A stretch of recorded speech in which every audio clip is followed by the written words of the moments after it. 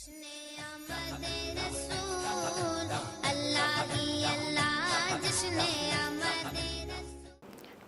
আলাইকুম ওয়া রাহমাতুল্লাহি ওয়া বারাকাতুহু। সকলকে মাহে রমজানুল মোবারক মাসের শুভেচ্ছা জ্ঞাপন করছি।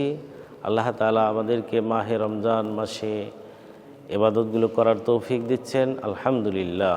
এই রমজান মাসে আল্লাহ রাব্বুল আলামিন আমাদেরকে অনেক সুযোগ দিয়েছেন, অনেক অফার দিয়েছেন।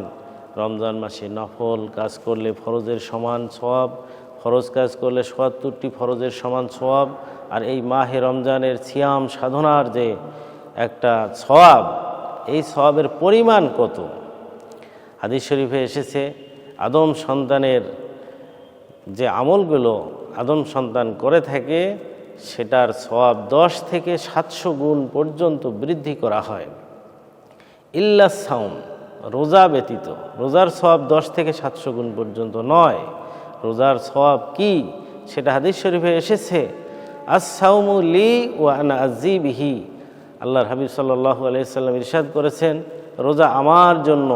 তার মানে আল্লাহ বলতেছেন, রোজা আমার জন্য, আমি আল্লাহ নিজেই তার প্রতিদান দেব, এটার কোনো হিসাব করা সম্ভব নয়। অন্য এক হাদিসে এসেছে, আস-সাওমু লি ওয়া আনা উযযা বিহি।